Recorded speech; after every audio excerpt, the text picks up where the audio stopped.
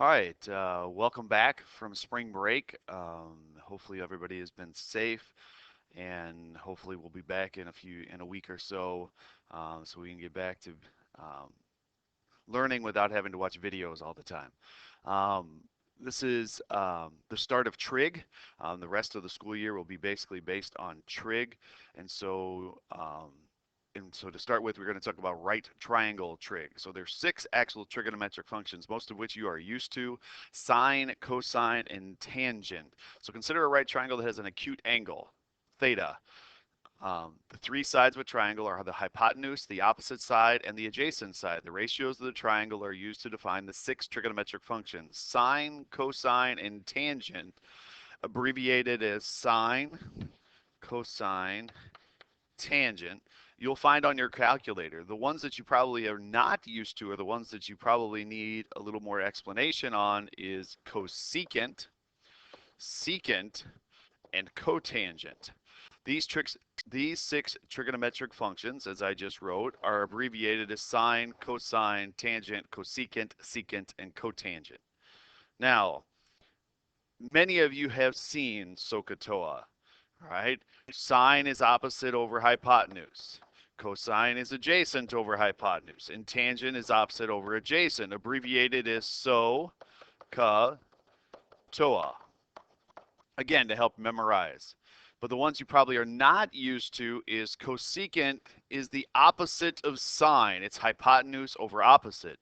Secant is hypotenuse over adjacent, and cotangent is adjacent over opposite. So notice that these are the reciprocals of each one of these.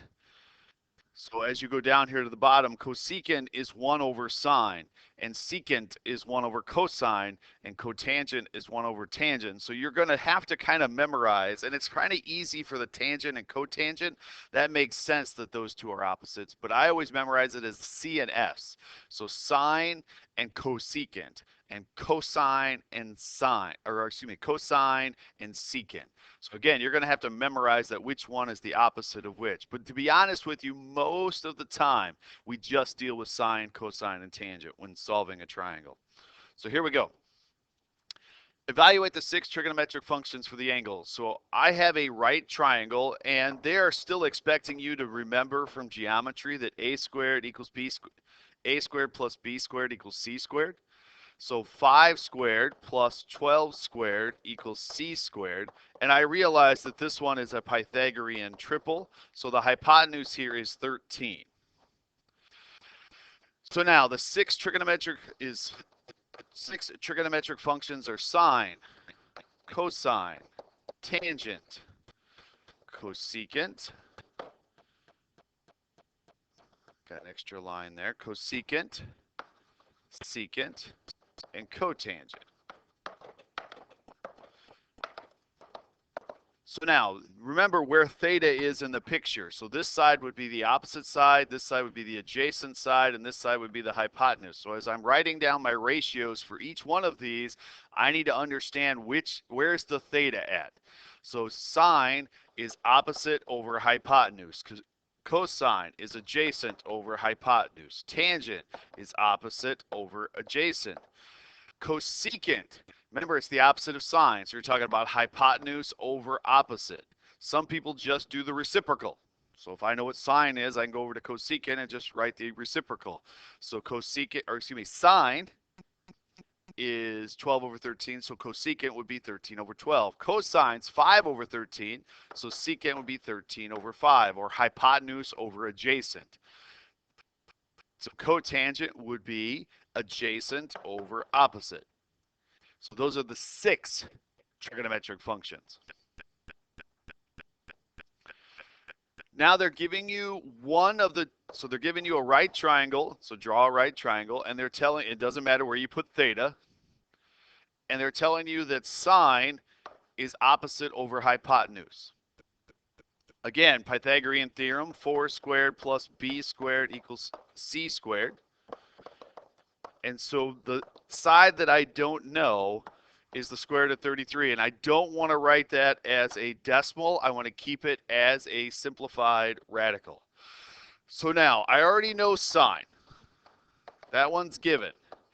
but I don't know the other one. So I don't know cosine, I don't know tangent, I don't know cosecant, I don't know secant, and I don't know cotangent. Because I knew one trigonometric function, though, I can find the rest of them. So cosine would be adjacent over hypotenuse. Tangent would be opposite over adjacent. Now, we got to talk a little bit about that one. If you have a radical on the bottom of a fraction, you have to simplify or rationalize the denominator. So I'm going to multiply the top and the bottom by the square root of 33. So remember, if you have a situation where you have a radical on the bottom of the fraction, you are going to have to simplify. Cosecant is hypotenuse over opposite. Secant is hypotenuse over adjacent. And so now I have to multiply top and bottom by the square root of 33. So that one you have to rationalize. And then cotangent is adjacent over opposite. So again, the 6 trigonometric functions. Next, 45, 45, 90 triangles. Now, some of your teachers may have taught you the two 45-degree angles are x, and then the hypotenuse is always x square root of 2. I teach it a little bit differently. So again, if you taught it that way and you understand it that way, by all means do it that way. But I always teach it as a ratio. 1, 1 square root of 2. The 45-degree angle has a 1. So that's a 1. And the hypotenuse has a square root of 2. My board is having some issues here, so just give me one quick second. Try to fix it. The green pen keeps popping up. All right, so now 30, 60, 90 triangles have a 1 square root of 3, 2. So if I have a 30, 60, 90 triangle, 1 square root of 3, 2. And so that blueprint, every single time, I call it, basically it's like a rubber stamp. Every single time you'll have the exact same blueprint. If I have a 45, 45, 90 triangle, if I have a 45, 45, 90 triangle, I'm going to use 1, 1 square root of 2. If I have a 30, 60, 90 triangle, I'm going to use 1 square root of 3, 2.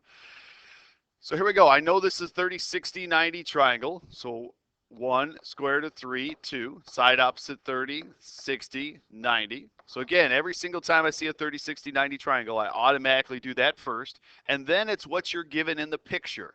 I don't know the side opposite 60, and I do know the hypotenuse. Every single time, this will create a proportion.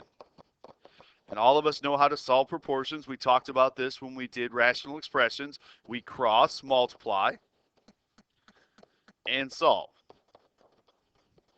So the side that I am missing in this picture is 4 square root of 3.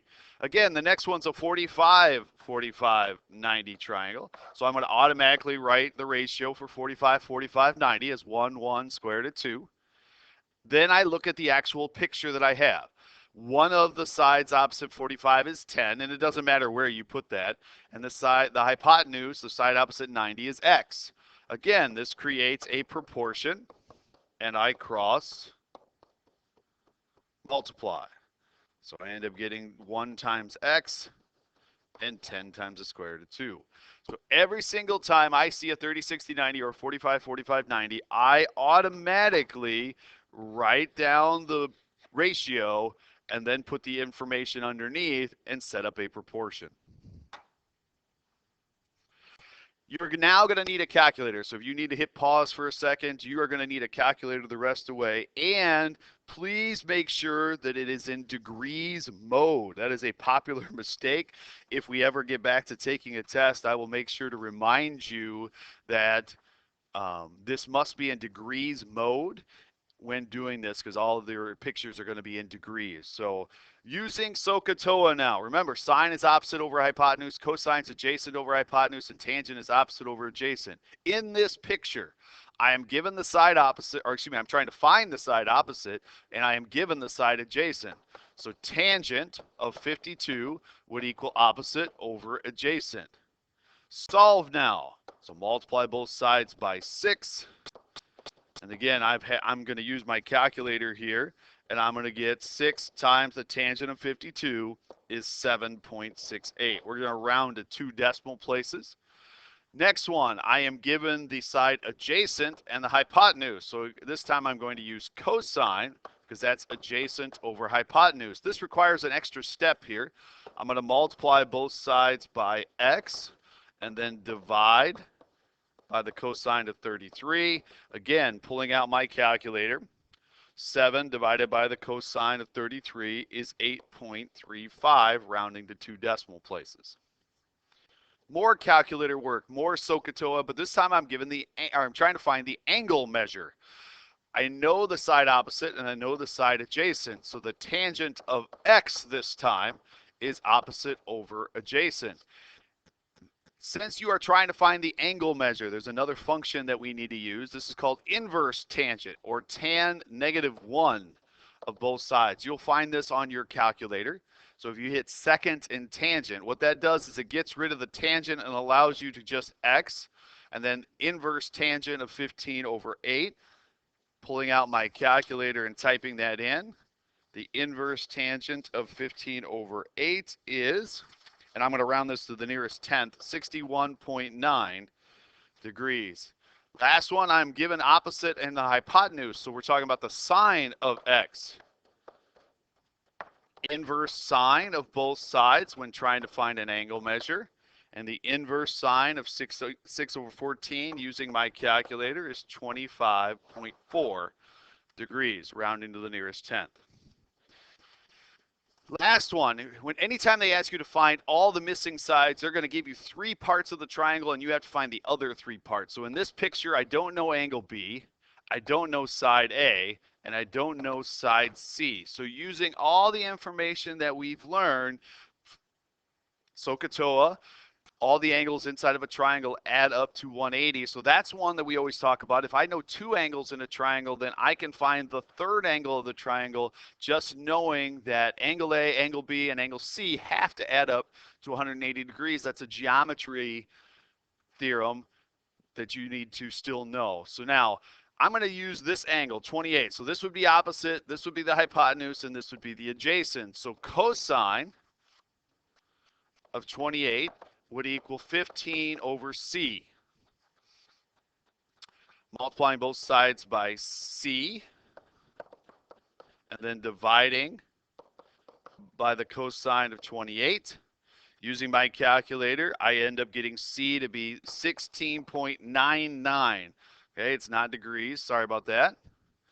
Next, I'm going to do A now. So the sine of 28 would equal A. Let me try that again. I don't want to use sine. I want to use tangent of 28 would equal A over 15. Multiply both sides by 15. Calculator. So 15 times the tangent of 28 is 7.98. So again, if they ask you to solve the triangle, they want you to find all the missing items in the triangle. Last but not least, a lot of times with word problems, they'll say angle of depression or angle of elevation. Angle of depression is the angle at which you are looking downwards. You draw a horizontal line, and then the angle going downward would be the angle of depression. Angle of elevation, okay, again, if you're looking upward. Now, it's funny because the angle of depression and the angle of elevation would actually be the same because they are alternate interior angles of parallel lines. So anytime I'm giving you the angle of depression, I am also giving you the angle of elevation. Because again, alternate interior angles are congruent, back from your geometry days. So here we go. A parasailer is attached to a boat with a rope 72 feet long. The angle of elevation from the boat to the parasailer is 28 degrees. So now, drawing a picture, okay, we'll make a little boat here. Parasailer up here with a 72-foot rope. Angle of elevation is 28 degrees. So here's this parasailer hanging on to the rope. how high up, estimate the parasailer's height above the boat. So how high up is the parasailer? So the sine, 28, would equal x over 72, opposite over hypotenuse. Multiplying both sides by 72, pulling out a calculator, 72 times sine of 28. Again, you should be practicing this on your calculator, but I get about 33.8 feet. Now, that concludes the first day of chapter 9.1. We'll have multiple days here of section 9.1. So this is the assignment for section 9.1. You should also see this um, in your assignment guide. Hope everybody's safe and be well.